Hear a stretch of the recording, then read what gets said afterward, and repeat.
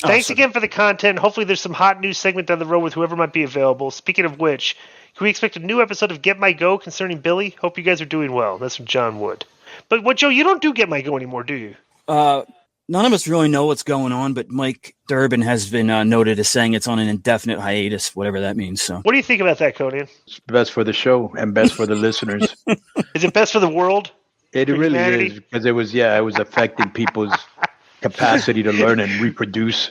Joe, go tweet that Get My Go is on hiatus and see if Elon Musk likes the tweet. It's time for everybody's favorite radio show. Get My Go. What the fuck does that mean? Get My Go don't make no sense. Does that get your go? He really gets my go. We're not doing this Get On My Go crap again. Check out Get My Go. All it is making fun of people and being a dick every second. They don't give a shit about you. This is a show run by idiots for idiots, okay? This show is a fucking disaster. She is a wordsmith.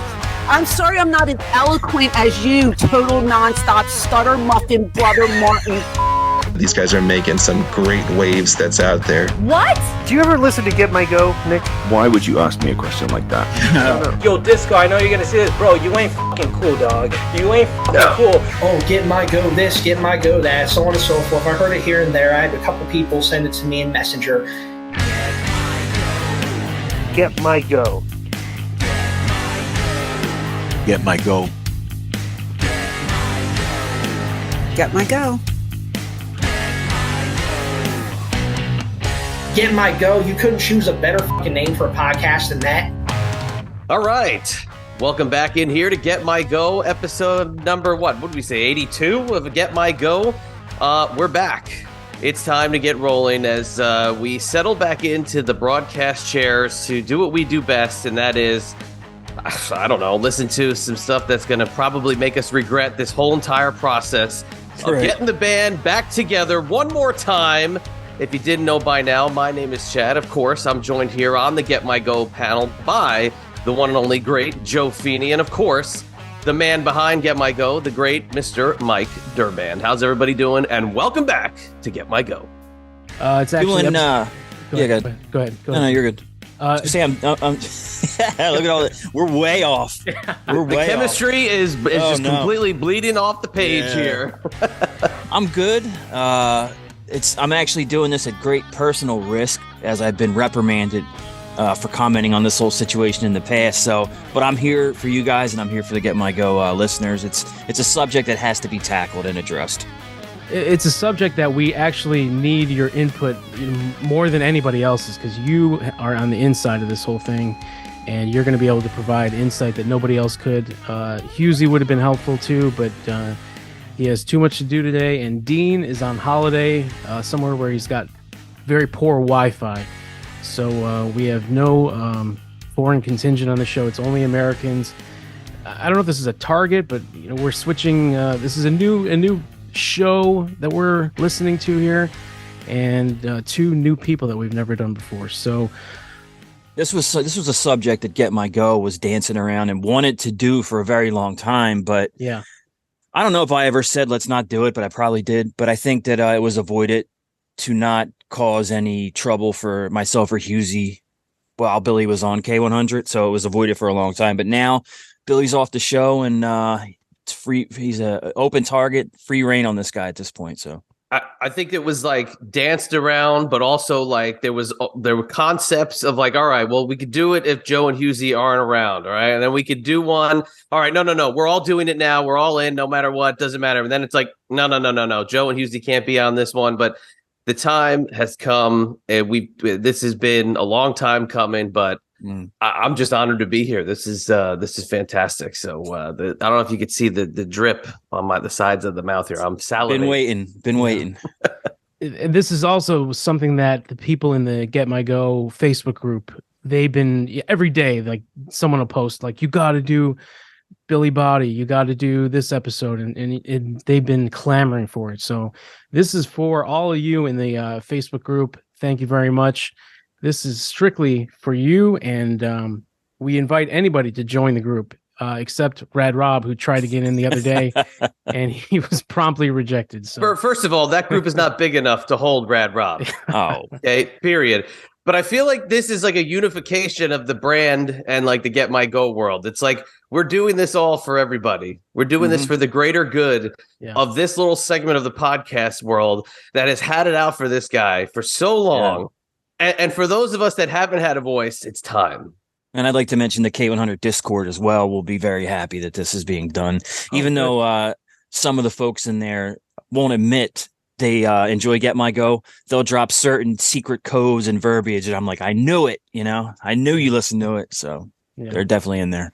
We may go outside of our normal range. This may be listened to by people that just hate Billy because Billy is probably the most hated person in the so-called IWC, the Internet Wrestling Community. So if you're a new listener, thank you very much. We have 80 plus episodes to listen to, and like Conan says, that's 24 months of straight growth. Yes. So go back. We have a lot of stuff to watch and listen to. This episode that we're doing is it Brad's or is it Billy's? It's technically Brad's show. It's his new show. It's called Allow Me to Apologize. Yeah, it's called Allow Me to Apologize, and it's this is Brad's new show. I don't think he's done a lot of episodes yet of this one, but he had Billy on his show, or was it Brad on Billy's show like 3 months ago or 4 months ago? Yeah, I think Brad was on Dirty Sheets. Yeah. Okay, that's what it was. And if you listen to that episode, which I did, they cover a lot of the same stuff. So there's a lot of repeat stories that are told on these two episodes, which I don't see the point of. Also, this episode of Allow Me to Apologize is like 3.5 hours, right? That's great. Oh boy. I know. And thank God for the double speed option on the podcast app, because I wouldn't have survived 3.5 hours on it. I did it, in half that. But so you listen to them on like the speed up version? Yeah. Yeah. I got to say, that's probably got to be a little bit more entertaining than probably what we're going to listen to clip wise. So that's actually a damn good tip and a good way to listen to a long podcast. I never thought of that. I wouldn't be surprised. And I think the idea, which I've heard through the grapevine, I don't know if it's accurate or not. Maybe someone was making a joke, but the idea is that Brad and Billy are going to team up with the ringside guy, Steve or whatever. Steve Carrier, they mention him, yeah. So it'll be like the three controversial guys doing one show. I think that's going to be their plan. So, yeah, I got to say though, with Brad, I'll preface it by saying, I think that if Brad stuck to straight news reporting and the way that he was able to obtain sources and the way he was able to actually take stories on as his own, if Brad stuck to ignoring this bullshit, he'd actually have his little niche and he'd be able to kind of blossom as his own individual news entity. But he just dove straight into this bull crap that Billy's obsessed with. And I don't understand it, because he's got a great radio sounding voice. He's got a good style about him that's different than this, quote, snowflake wrestling journalist. And I just wish that he stayed away from this shit and separated himself. He could almost be like the modern day style Meltzer Keller for new generation, but he decided to go this route, and this is not good look. What's because now I guess we could start out a little positive. What are some of the stories that you know of that Brad had right and actually had sources for? And we can also go over Billy too. Because Billy had a couple of years almost on K100, and his batting average, I don't really know how good it was. There was a lot of stuff that were big stories that he would say, hey, The Rock's coming back, The Rock's coming back, The Rock's coming back. It wouldn't happen. Yeah. I remember I had to edit a Sasha Banks clip and get it out immediately because Sasha's going to be on Dynamite, and then she wasn't. But I know he had some things right. The ones I remember is he constantly said Vince was going to wrestle that year at WrestleMania to end his documentary, and I always thought, like, this is horse shit. I couldn't believe he was right about that, but I don't really remember that many that like stand out. So, Mike, if you remember any Billy stories that were dead on, or Chad, if you remember any Brad stories, because I'm not really sure.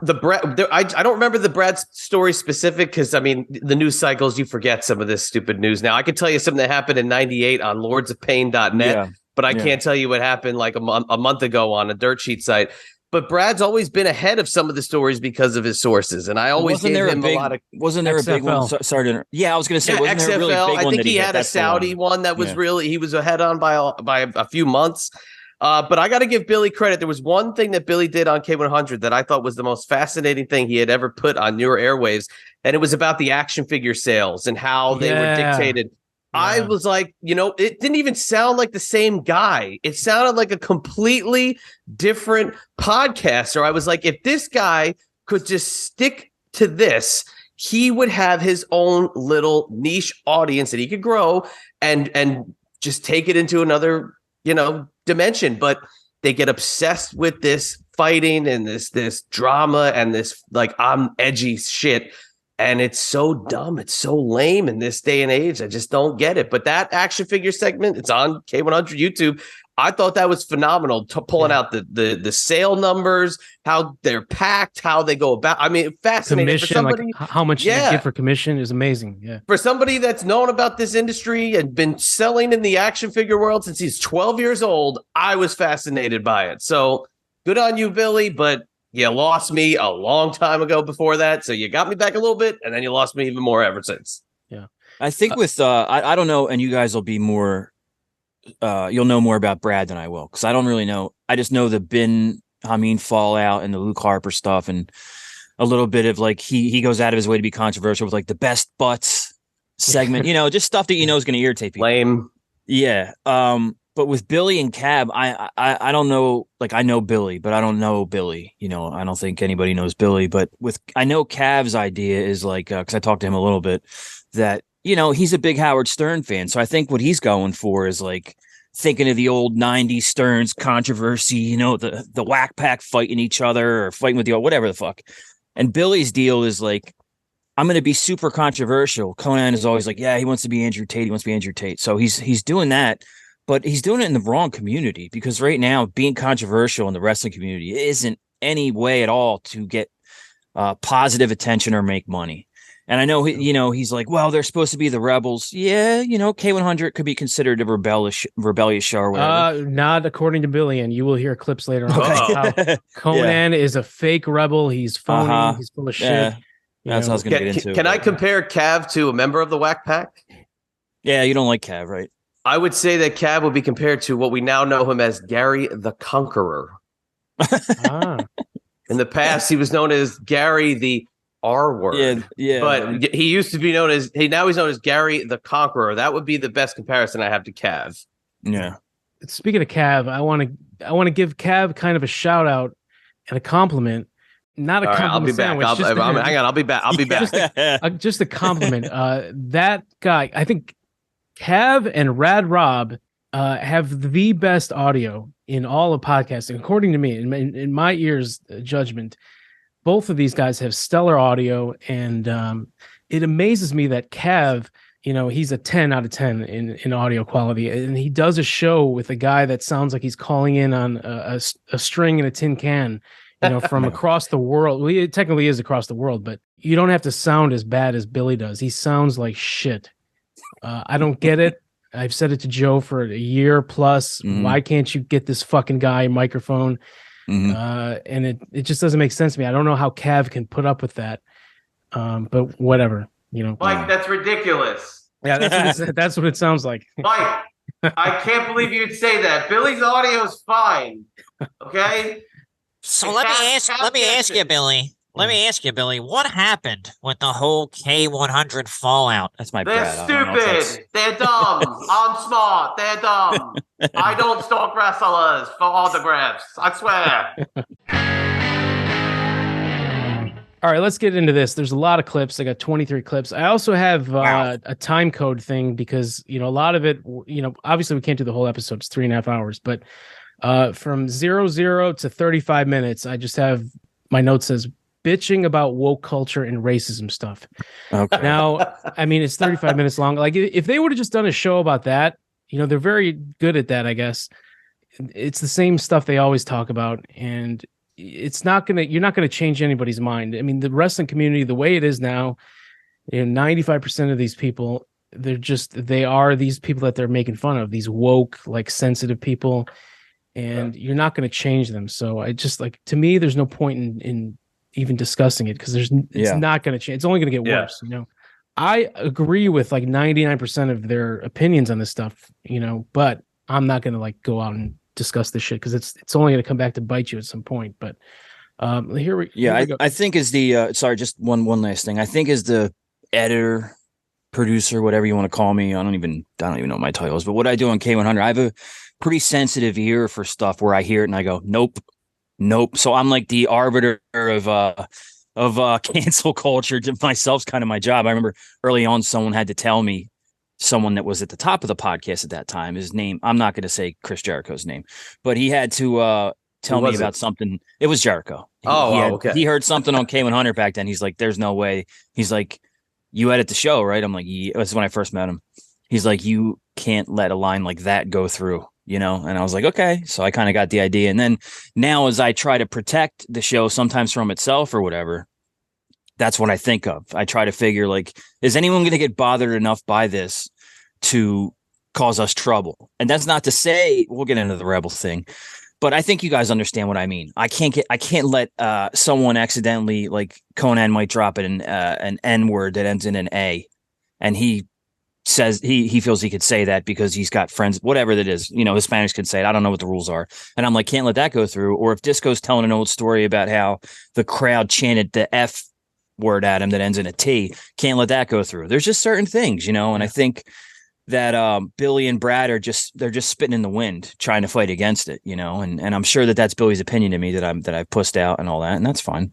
Joe, you just mentioned the N word. Apparently it is allowed on Allow Me to Apologize. Quote was something along the lines of, I don't mind if she dates a nigger, but I'd rather it be a basketball playing nigger who's earning, $6 million a year. I believe it was something along those lines.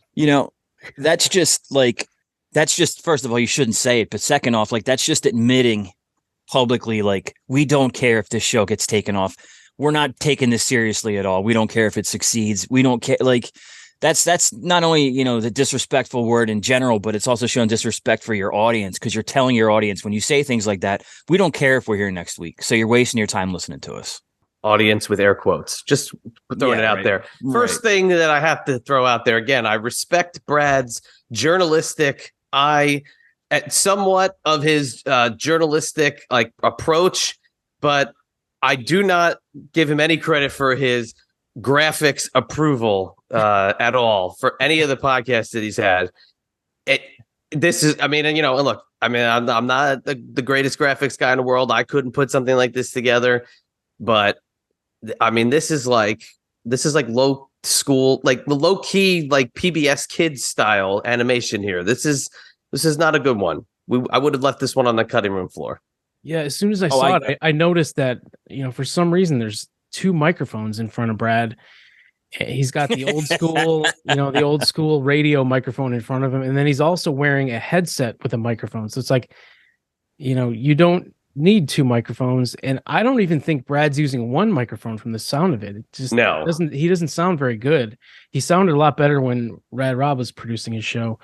But it's just weird. He's got two microphones in the show logo, but zero when he's actually doing it. So, and I don't like. Sorry, is that like wearing two condoms, two microphones? Yeah, just double safe. All right, let's start it off.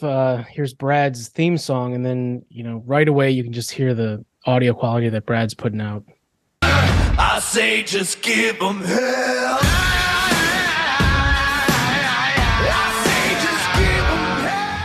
Welcome to Allow Me to Apologize. It's a very special edition this week. Now, we do have a very special guest this week. Someone I consider a friend. He's really become an ally in the wrestling community. I was on the Dirty Sheets. Now he's on my show. I'm excited to introduce the great Billi Bhatti. Billy, how's it going? That's what Russo used to call me. That was the intro I used to have there. And then I devolved into our boy from London and not being allowed to fucking speak without being interrupted throughout the one segment of the week where I would come on. The other fucking guys would be on for 3 days a week, and I would have 1 hour a week to do the best part of their show. Right away, there's a shot. He starts off with a shot at Keepin It 100. Well, yeah, you were on one segment. You weren't on the show. You weren't a member of the show. Like, yeah. Did he get to the point where is that what he thought? He was like a fourth member? Yeah. And I was going to say that as soon as I heard that, like, Billy's being a little vainglorious at the beginning there, to use a Conan word. So we didn't compliment him in his intro. He went from being great to the guy from London, and that's apparently very offensive, But no, and I sound vainglorious because if it's outside of myself, Conan and Disco at this point, then you're like a what do they call them on a featured player on Saturday Night Live? Like the cast is those three, and anyone else is kind of like a featured player unless we change it. Like Shane Helms was on forever. He was a guest. He was never a member.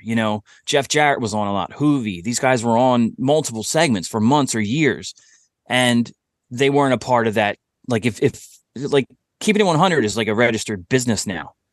There's 3 people involved. It's like if you're in a band and you're the replacement drummer. Well, sorry, you're not in the band. You work with us. We're gonna pay you, but you're not. No. So Billy was a guest. He was there for news and eventually K100 Sports. But I could explain that whole thing. But I'm sure he's going to talk about it. So the only part which had any statistical value, where anything I said, whether it be a betting pick or a piece of wrestling news, everything had a statistical outcome where I would be right or wrong, or whether the information would be useful. Yet they would talk over me constantly. So yeah, I do miss working for Russo. I think that was a mistake, going from Russo to K100. But yeah, I think working with you and doing bits of you is definitely a wise move. Actually, I don't know if I'm allowed to say this, but we'll keep it in and see if we get a DM saying I shouldn't have said that. But Steve Carrier listens to your show and listens to the show that we're on,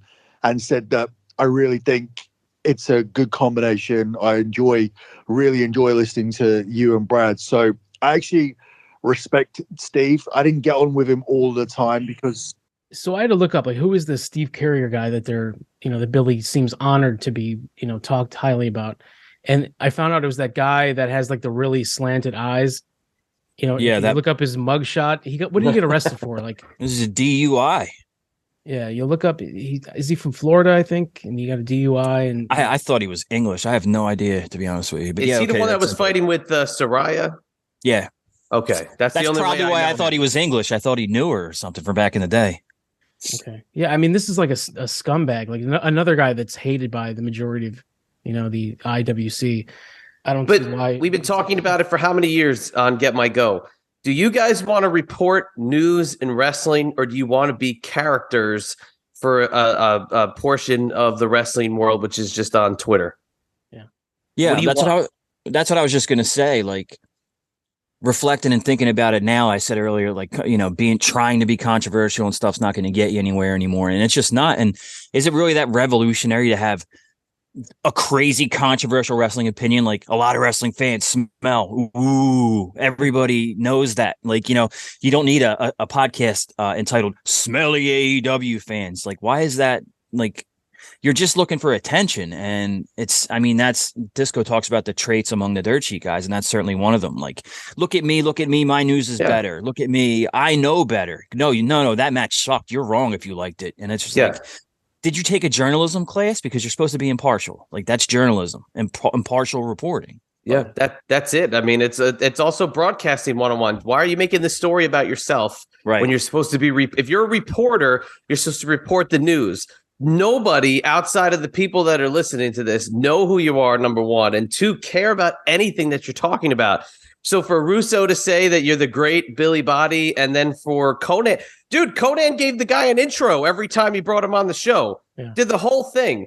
I got a 20-year broadcasting career. I'm known for a stupid nickname and get made fun of every time it's said.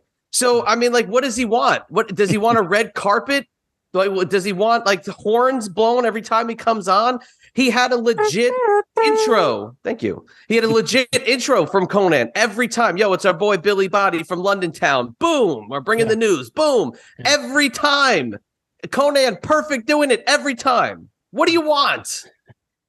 So from the 35-minute onward, it's they go into some WWE mark talk, and it's basically two marks talking about wrestling. Like, I don't watch this shit, the current product, so I don't know. I don't like this shit. But then it's Billy talking about his porn series from the mid 2000s. Like, that's like a 10-minute thing. I'm like, dude, wait.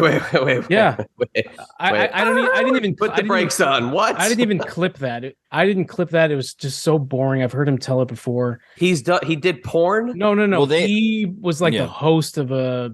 It didn't even sound like it got on TV. It was like a pilot, maybe. I don't know. I could be wrong. Was this during his Bronson Pinchot phase? Yeah, Bronson Pinchot. Yeah, right after Big Brother. Then he talked about Big Brother, which he only lasted 3 episodes. Like, for some reason, the guy thinks that he was like the number one guy in all of reality television. The way, if you listen to him talk, when in reality, I mean, I don't know how many seasons of Big Brother there have been. You know, specifically in England, dozens. Let's just talk about England alone, right? Mm-hmm. You know, let's say 15 years, 20. I don't know. I don't watch that shit. But he was a guy who was on 1 season and he only lasted 3 episodes. So you're one of like thousands of people that have been on the show. Mm-hmm. And it was 15 or 18 years ago. Like, nobody cares, dude. Like, you're one of many. So and it seemed like back then, you know, with reality TV, I think we're all among the same age group. So most of us probably remember the Real World in the 90s when Puck was like the antagonistic dick towards Pedro. He had HIV or AIDS or whatever. And so Puck's remembered. The comic David from Real World season 2 is remembered a little bit less. He was the one that got kicked out, you know. And so that was a long time ago. But I think Billi wanted to forge this antagonistic persona back then, and it didn't work. And he got kicked out of the show. And sure, Billi, I'll give you your credit here before I know you return. And I've never done anything, whatever. But you know, he parlayed his appearance on TV to like club dates and running bar nights, whatever he did, and then he did the porn thing. So he took his little bit of fame and tried to make it into something. But at the same time, the whole time his persona was I'm antagonistic dickhead Billi, and I'm better than you, and you know it, and all that bullshit. And it's just like, bro, it hasn't worked for 15 years on any platform in reality TV, pro wrestling, podcasting, whatever the fuck else you've tried to do. Like, you've always been this holier than thou, I'm better than you dick, I'm rich, I fuck all the chicks, and nobody, like, it hasn't worked is what I'm saying. So, you know, that whatever his Big Brother thing was, he fucked that up by trying to have this personality, and he's been fucking up since. It's a guy who's jealous of Johnny Fairplay, essentially, for us United States fans. But you know what I mean? Like, a guy, Johnny Fairplay would be, I guess, the wrestling equivalent, besides the Miz, of somebody who was on reality TV and then parlayed that into somewhat of a wrestling exposure career, whatever. Or even Logan Paul. You know, I mean, that's not reality TV. Different level. But you know what I mean? But Johnny Fairplay on one of those shows like a Big Brother or whatever. Wasn't it Big Brother that he was on, or Survivor? That was it. See, I don't watch that stupid shit, Billi. Like, nobody watches that shit except for like Housewives. Yeah. And like you said, it'd be the equivalent of being jealous of Johnny Fairplay. I'm sure Billi is jealous of Johnny Fairplay, as am I, because Johnny Fairplay parlayed his Survivor deal into like 2 one-year contracts with TNA for like $250,000, and he appeared like 4 times. Like, wow, like that's good money to do nothing. All right, Joe, give us like a brief summary of Billi's whole Cody Rhodes WrestleMania story. Well, he keeps referring to the fact that I reported he was going to lose. And from my best recollection, he didn't report anything. He was of the opinion that Cody shouldn't win, which nobody agreed with, because everyone at that time saw it as, well, isn't that what we do at WrestleMania? We give the babyface the title and then we start the whole new chapter. Like, that's usually in the past the way it's been done. But he had a real fucking hard on for Cody, where he just hated him. And people. Now, let me stop you right there. He's claiming that he never said he hated him. But I remember, like, dude, he would tweet multiple times a day for the entire, month or 2 before WrestleMania, just shitting on Cody every day, right? Yeah. Or am I imagining that? No, you're right. And it's like, he gets fixated. It's like he tweets about Conan or Cross or whatever now, because he's had beefs with them. So I don't know what his exact problem with Cody was. Like I said, people have speculated that Billi he's a buddy with Drew McIntyre. I don't know if that's true, but if that's the case, you could see Billi being like, okay, my friend was being pushed and that was great, but now this guy comes in and takes his spot. So I always thought it was personal, but that's just my opinion. Yeah, so he's going to try and say that this whole Cody thing was that's how Conan or Joe, maybe you were involved, but you guys turned the K100 audience against Billy. So here's his explanation on that. Okay. Yeah, I'm still not fully in the Cody camp, but I think obviously on my other podcast, when I was on Keepin It 100, they tried to make that a bigger thing than it was. And sometimes you get that when you're on Keep It 100, like Karrion Kross reached out to them. He didn't like something I had to say. Cody. He didn't like something I had to say. You basically told everyone that Scarlett fucked half the NXT roster before she was with Cross or something like that. What was it, Joe? Yeah, it was like that she slept around the locker room or something. And yeah, I can't imagine Cross taking offense to something like that. And it also was framed in the way like, that's why he's not going to get a push because these guys have heat with him because he's oversensitive about it or something like that. And to be honest, I'm surprised that I aired it. Later on down the line, I was like, geez, I really shouldn't have even used that. Why did I not think about that? But yeah, that was Cross's problem. And then they had their little encounter at StarCast. So yeah, and then there was a couple tweets I saw where like Billy would reply to Scarlett's tweet. She would post like a hot picture of her, and then Billy would reply, "Oh, she doesn't look like that without makeup on," or some, just something trashing her. Like, it's why do you need to do that? Yeah, that's obviously his style. Like he goes after the guy Will Washington in like every tweet ever. Yeah. It's like Conan says, who's really the loser? The people that you're making fun of, or the people that you fucking incessantly bug? Like, come on. Didn't like things I had to say about him. He reached out to Conan as well, and Conan very much overreacted to it and tried to be the great Cody defender because he was very much like, oh, you guys listening to our show, like I gotta fucking take his side. It's like, well, no, because what you did is you created this whole narrative which was fake, that I hate Cody Rhodes. If I hated Cody Rhodes, I would be absolutely ridiculing the fact he's in this position at all. What I ridiculed, in fact, was that anybody in Cody's position was in a position to fail. You promised us without promising us. You did promise us The Rock for a year. Yeah, just to jump right in, I've never heard a fucking thing about a Cody phone call about K100 or anything like that. Like I think someone told me about that the other day, and I was like, no, not that I'm aware of. And Cody's had heat with the show due to Disco for fucking years. I was gonna say, who was he calling? Disco to say like, hey, you shouldn't be talking about me, the guy that I just completely trashed that people share every time I tweet something. Do I think that occasionally there's been people that listen to the show that have reached out and said this guy's full of shit? Yes. Have I ever heard that was Cody Rhodes? No. And WWE never promised anything about The Rock showing up at WrestleMania. You know who promised The Rock would show up at WrestleMania? Billy promised that The Rock was coming. So I think that had something to do with it too, that he was kind of pissed that what he was saying didn't pan out.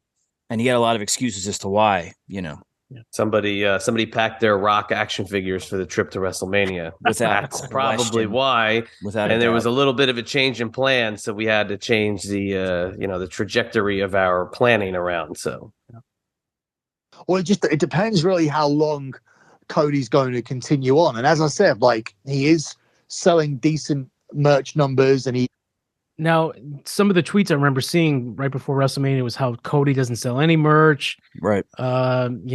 Just that was one of the many attacks that he had on him. But here he is, he's saying his merch is okay. Is over, and all these things that K100 tried to spin were not factually correct, and were none of the things that I said, because I never said he was terrible.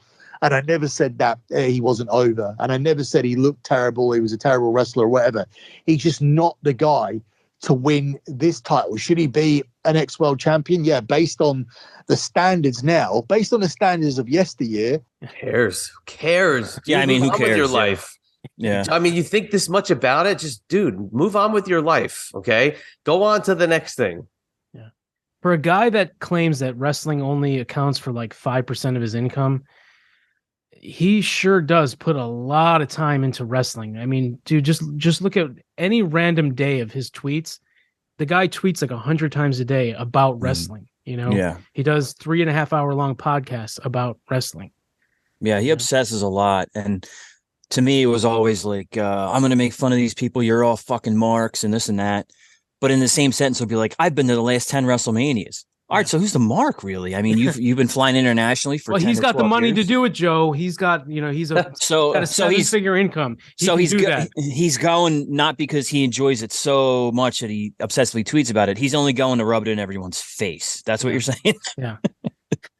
Doesn't make any sense. I mean, yeah, 5% of his income, 500% of his time spent on wrestling. How about that? Yeah, he doesn't care about it at all, and everyone else is a mark. But he showed up at StarCast with a fucking Randy Savage cowboy hat on and a I don't even remember what the shirt was. Like, and that's fine if that's what you're into, buddy. No worries. But don't pretend you're something you're not. And to me, it's like a serious case of self-loathing here. Like, you obviously love it. Yeah. You obviously want it to be involved when you got out of Big Brother. You know, I've heard that.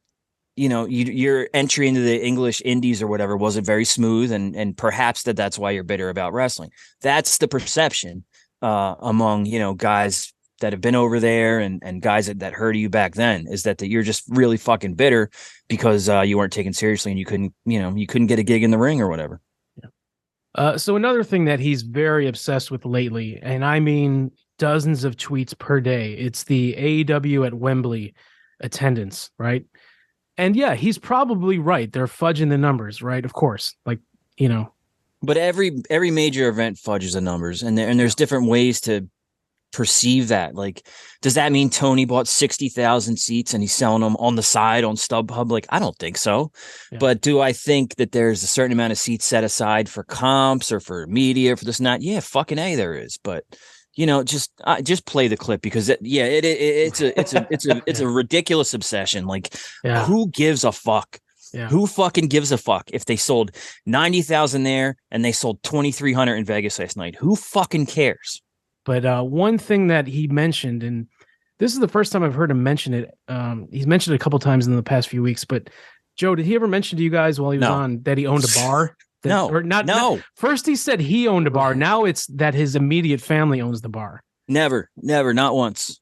Yeah, you think that would have came out because he always brags about, what car he has or where he lives or how much money he has. But, this is the first time that he's ever mentioned that we own a bar or I own a bar. So he's going to use that as part of the reason that he has insider knowledge on the ticket sales. The thing I know for a fact is this. We own a bar.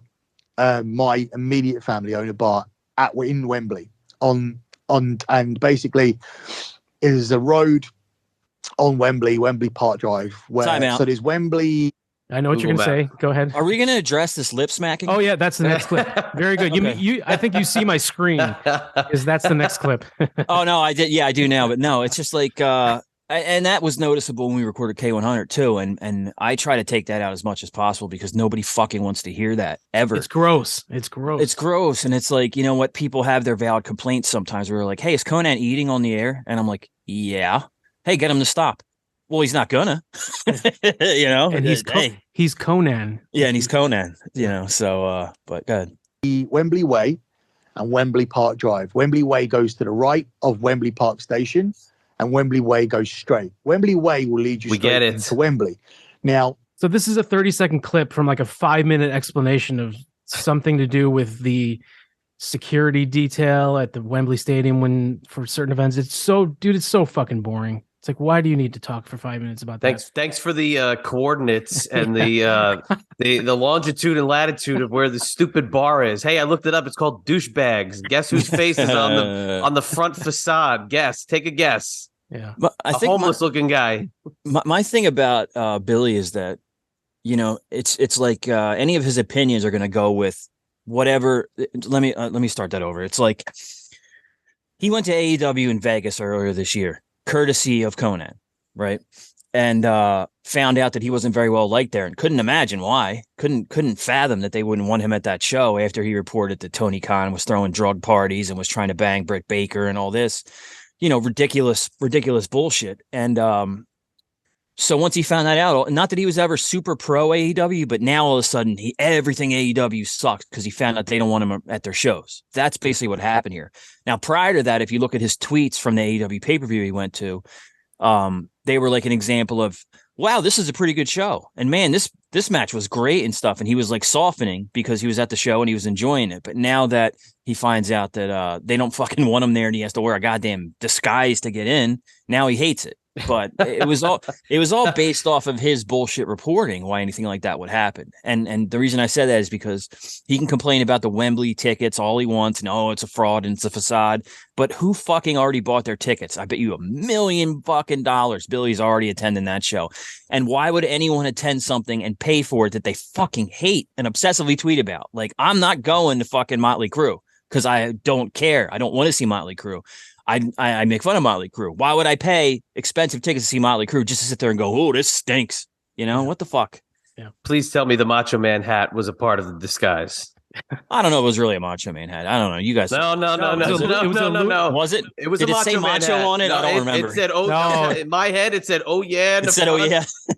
The whole 9 yards. Yep. It was a Louis Vuitton cowboy hat. So okay, you know what? $700. Wow. Yeah. Wow. I bet you he probably wanted it known more that it was a Macho Man hat than a Louis Vuitton hat. What man owns a Louis Vuitton hat? Yeah. All right, Joe. So, throughout this 3.5 hour show, there's over 100 lip smacks, and it's just so gross. And here's a triple one that stood out to me. Yeah, I didn't even know about the Sabu thing because obviously I like Sabu. What is that? I mean, somebody in our group said that that's like too much Adderall or maybe even something illegal. Is that a drug? Is that a drug thing or is that just a case of dry mouth? I don't know. In which case, have a bottle of water. This is what I have right next to me. I have a bottle of water in case I get thirsty during a show. There you go. Chad's got his cup. You know. It's like anything else, a lip smack, if you're clearing your throat, if you're sucking back snot through your nose, you know what? We all got to do those things, but you take them out or you try to avoid them as much as possible or you mute your mic. Like, come on. And yeah, that is very noticeable that he does that. And it's like, you gotta focus on losing that fucking tick, brother. Or there's nobody wants to hear that. Yeah. That's also, if you want to hear somebody talk about Sabu, why don't you listen to Francine talk about Sabu? Why don't you listen to Conan and Disco talk about Sabu? Dreamer, Raven. Yeah. Who the fuck cares what Billi Bhatti thinks about Sabu being included into the AEW pay-per-view? I mean, who gives a shit? Now, I have a clip later on that's going to dispute everything you just said. Billy's going to claim that nobody should be listening to these old wrestler podcasts and they should be listening to people like him. Okay, so I'll have a rebuttal for that when we get there. Keep that in mind. I'll have a strong rebuttal. Yeah. All right, and the next clip is Brad. I listen to your show all the time. I respect your opinions. I agree with the great majority of what you say, but Brad, you stepped over the line here on this one, okay? You insulted somebody that I think very highly of. Within the vicinity of that booking incident, he actually watched the whole thing. He was sitting on the Major Brother figures table, which was empty at the time because they'd gone on a break or whatever. So that's what actually happened. But either way, what is it? Major Brothers? Is that what their figure range is called? Yeah, I think it's Major Brothers. I don't know what the fuck it is. That's a little too dorky for me. But the point I want to make about this is, by the way, this was a total setup job. Way to sound cool. I'm way above that. Yeah, he's talking about the Major Bendy figure line that the Major Brothers, Matt Cardona, Brian Myers, that's their figure line. That's one of the figure lines they have. They have many. They have a new one coming out called Big Rubber Guys that is based on the LJN. Oh, the 80s figures. ones, yeah. But Major Bendy's is based on the Bendhams series, and you can get those at majorpodmerch.com. And I'm going to turn my camera. You guys see that? See that stand over hell there? of a lineup. Oh, yeah. I see it. Yes, I see it all the time. Yeah, I am a Major Bendy's completist. I have every single one. There's like 50 right now, and I got them all. So, Brad, you're not too cool for these figures, all right, man? I'm going to send you one, Brad. I don't even know what they're called. I think they're called Major something or other. They weren't at the table because they had taken all the money from the marks throughout the entire day. So they were taking a break because their hands hurt from taking so much money. Then actually, Billy is wrong because they weren't on a break. Like Mike Koenig, who's the head guy for the Major Bendies, he was at the table. he's actually in the picture and the video of when Billi and Sap had their little confrontation. So they weren't on a break. Mike Koenig was there and pick up those great figures. And I just want to say that anything involved in the wrestling business, whether it's getting in the ring or working backstage or podcasting or having a t-shirt, a website, or selling figures, is all about making money. And that's what I tried to impress earlier, that like these guys aren't going to make any money in this because they want to go over the top with their opinions. And the reason Billi earlier, I'm sure, was like, but I like Sabu. It's because Sabu is cancelable because he's used racial slurs on Twitter and he's going to have his back. And that, that's fine. Free speech, whatever. But for me, guys that have, these rubber figures made for like $1.50 a piece or whatever and selling for $20, that's fucking genius. Good for you. Why would I criticize them? It's like everything about being in this space should be directed towards making money, whether it's through audio, whether it's through merch, whether it's through whatever. And it's like, fuck, Brad, I bet if you could print a Brad Shepard Bendy figure for $1 and sell them for $25 a piece, you fucking love Bendies, like, come on. You'd have a whole lot of them in your closet, but you probably wouldn't sell any. But I said early on in Get My Go how they were like when we first started doing this, they were just coming up. They've surpassed so many people in terms of like their business sense. Yeah, man. You can't say anything negative about them. So for him to say like, oh, who they are, you know exactly who they are. Everybody knows who they are at this point. Yeah. Who they are. All right. So for the next 24 minutes, yes, 24 minutes, they go over Billy's confrontation with Sean Ross Sapp from StarCast, which they discussed on the last show they did together. Like they did like an hour about it, right? And then Billy's told the story how many other times. So 24 minutes about that, and then his altercation with Ryan Satin at the I don't know what this was past WrestleMania, wasn't it? Yeah. Yeah. Well, let me address that. Let me address the Sap one real quick, because I know you guys know, and some people probably do, but I've never talked about it on any shows really. Is that Billy wanted to go to StarCast in Nashville, and much to Mike's disbelief, I actually left my house and went somewhere once and went to Nashville for StarCast and Flair's last match. And Conan knew I was going, and he knew I worked for Conrad at the time, and he was like, "Can you get Billy hooked up? I can't do it. I don't have time. I can't get in touch with Conrad, whatever it was." And I was apprehensive because I didn't know Billy that well at the time, but I knew his name carried a certain stigma. I wasn't well versed in things that he might have said about Flair's son, JR's wife, things that I didn't even learn until the last month or so. And I was like, fuck me. Like he really goes over the line. So he went to the convention. He got into the altercation with Sap. And like, I'm blissfully walking around, having no idea what's going on, enjoying Nashville. And then of course I started getting texts and calls and getting blamed for it. Why the fuck would you want this guy here? That kind of thing. And I tried to explain, like, look, I was asked to have him. And I told you guys early, like, I'm not staking my reputation on this, as you would say in Goodfellas or whatever. I'm not vouching for this guy. I'm being asked. I was very clear about that, but I still got a little heat for it. And then it got worse when Billy was stopped for sneaking in the dressing room. Multiple times. He constantly says that that's not real, but you have guys, I know the security guys that literally had to escort him out. It happened. You have guys that ran the promotions and stuff that are like, that literally went on Twitter and said, you used a fake pass. You know what? We didn't at all give you backstage access. That's a fucking fake pass. That's what you tried to do. That's why I got thrown out, whatever. So the long story short of it is I'd worked with those guys for a couple of years. I did 7-8 shows a week for Conrad's. More than that, more than a couple of years. Was it like 3 years or something? Yeah, I took a break for like 8-9 months when Matt came back, but yeah. So, but I don't work with them anymore. And I think Billy thinks, well, Joe's had a problem since then. Yeah, I wasn't too thrilled about it, bud, but that has nothing to do with K100 or us working together, because after that, Billy is looking for a home for his fucking soccer podcast, and I hooked him up with Spreaker. Now, am I an idiot for doing that? Probably you guys would say that, but yes, he worked with K100, so I was still trying to be friendly. But yeah, the point is, when he talks about getting cost money and stuff, like the reality is he cost me money for sure for doing him a favor. And now, it's not on this show so much, but then he turns around and takes shots at me on Twitter, on other podcasts, and it's like all I ever did was fucking try to help the guy. But so then, yeah, they talk about the Satin thing, how he chased Satin around and he hid behind a van.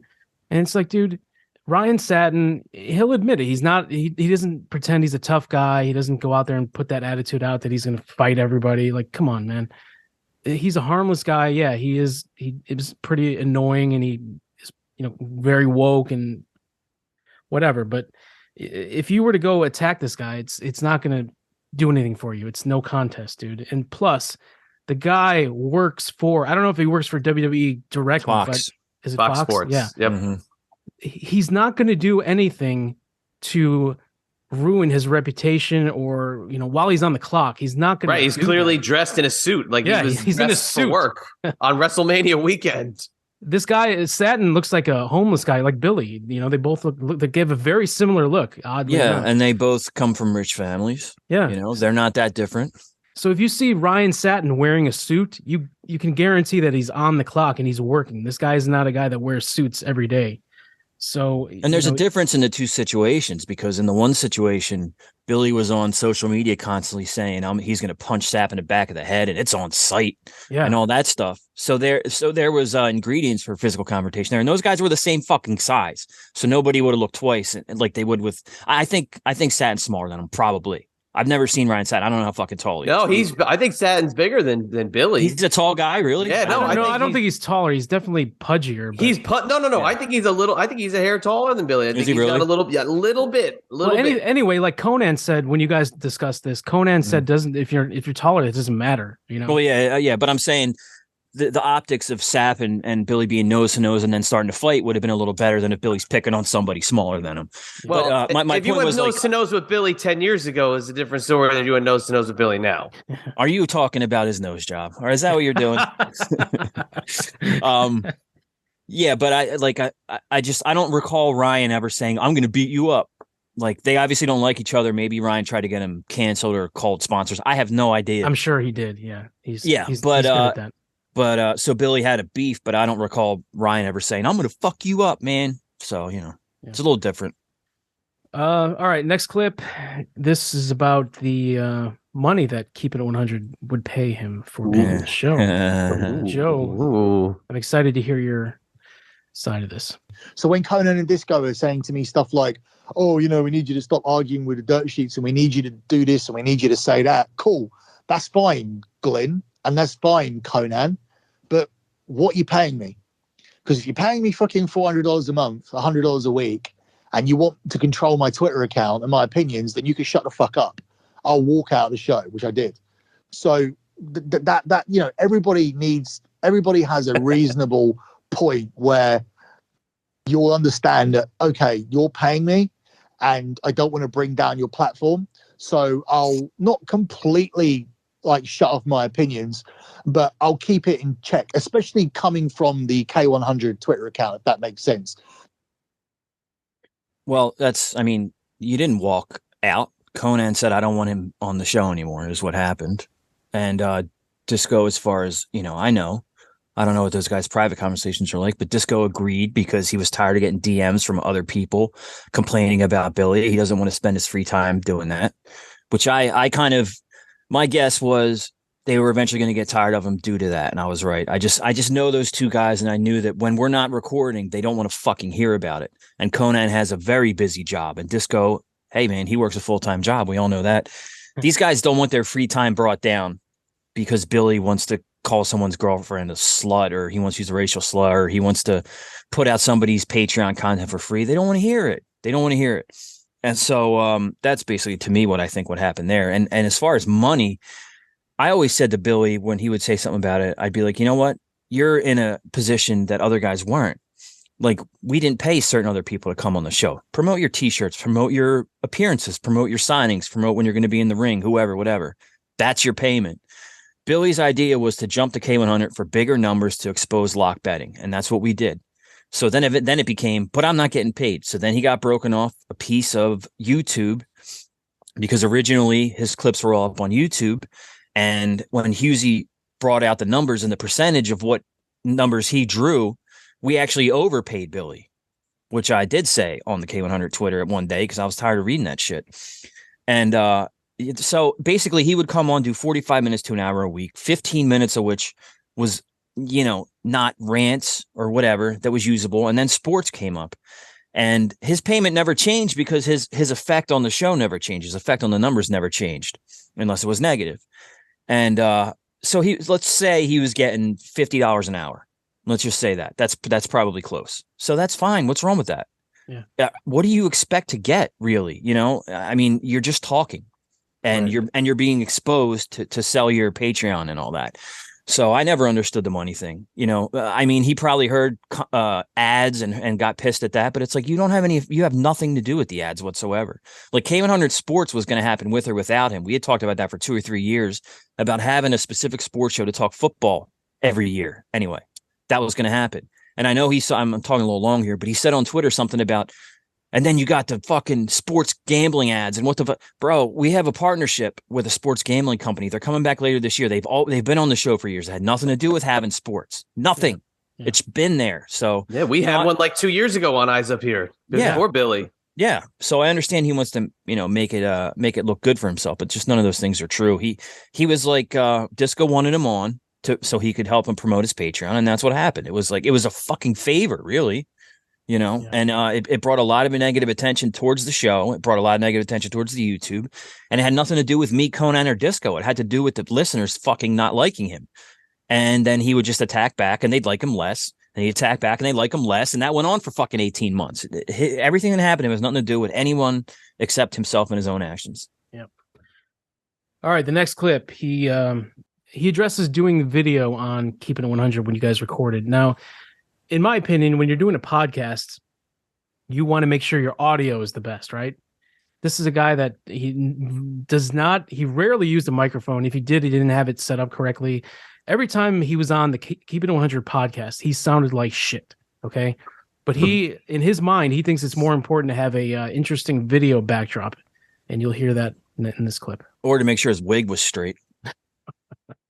The fact is that on Russo's show and on Conan's show, I was on video. I have done these shows from multiple rooms in my home, whether it be my game room where my WrestleMania arcade game is, whether it be my son's room where I did a Cobra Kai special and he's got a Cobra Kai painted wall there, whether it be my bedroom where I started to do shows in the end because Glenn was too fucking lazy to get a light and to get a camera stand, and would honestly just be sitting in bed most of the time. And Conan would just keep getting up and fucking about and he would get up mid-sentence and get up to do something. I mean, that was a level of unprofessionalism I was dealing with. So I thought to myself, you know what, I'll just do the fucking show in bed.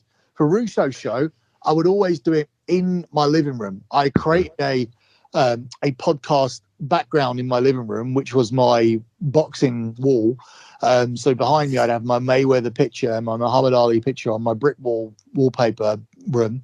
And that was set up primarily as my podcasting room. But the fact is that when other people don't have any pride in their work, like it kind of like takes a toll on you. So you just fucking start just doing it in all kinds of different rooms. I would just do it in the room that I was sitting in. So my level of effort wasn't as high, admittedly, towards the end, but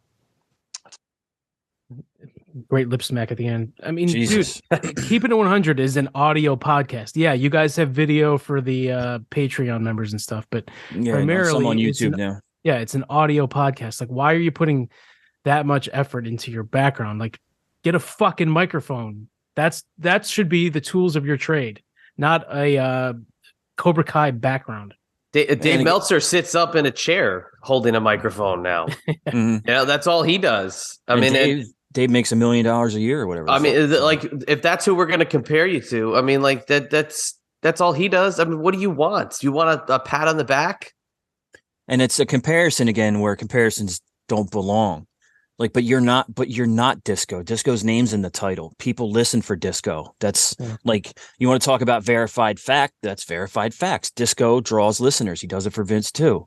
He does it whenever he's a guest on somebody's show. And as far as Conan getting up and walking around while you were talking, well, bro, he wasn't interested.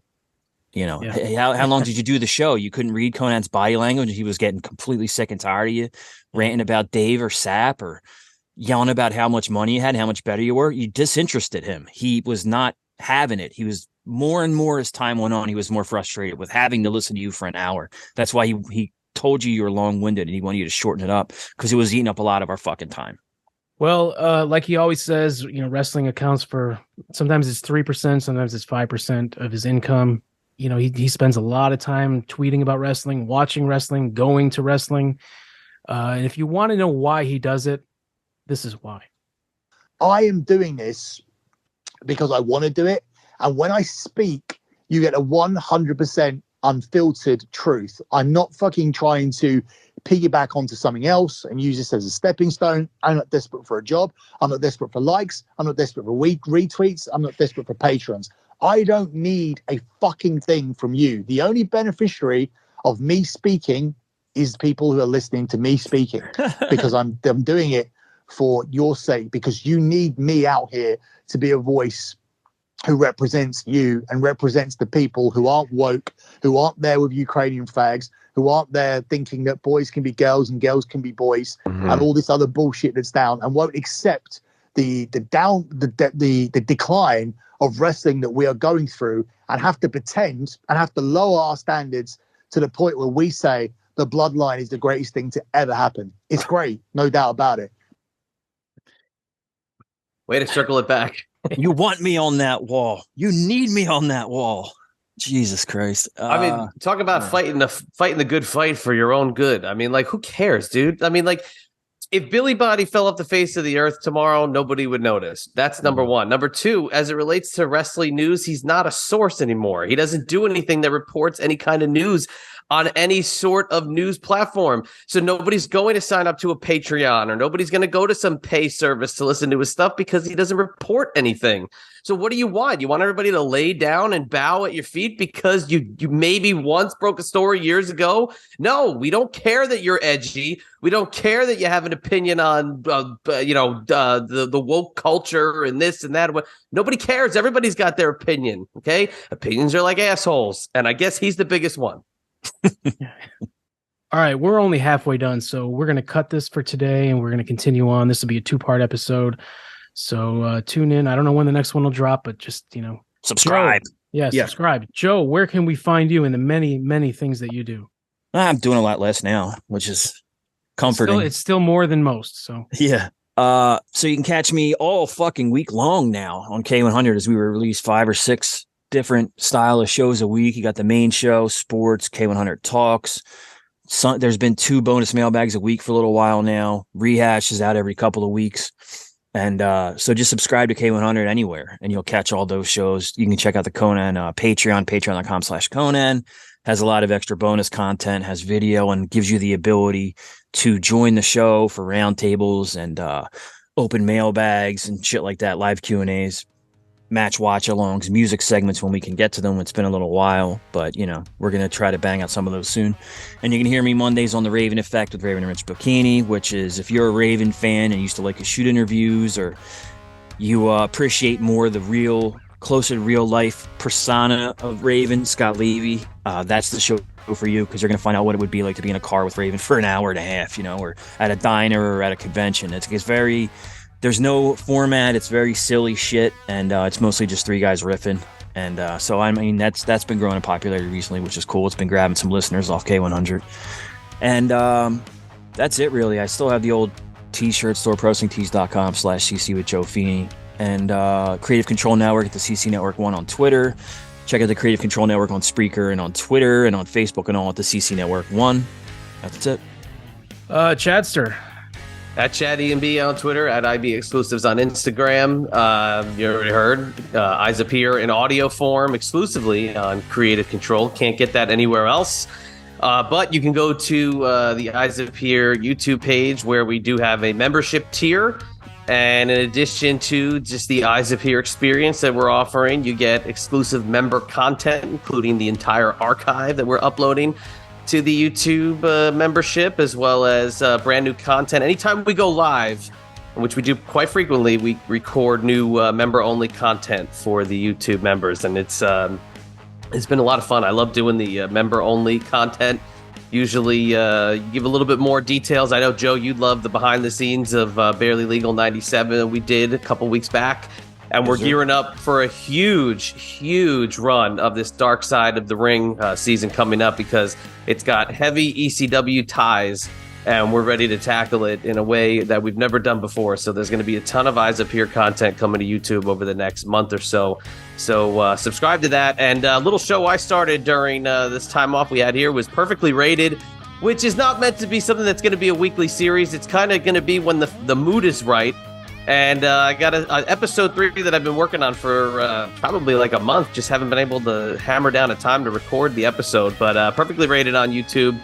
Just type it in. I mean, the last one I did with had Mike pop on, I had Husey pop on, and Dean and I did a Get My Go style roasting of some awful podcasts. Just check it out if you like what we do here. And, you'll I'm sure you'll get a couple of laughs or 2 or 3, maybe even 4 if you're feeling so inclined.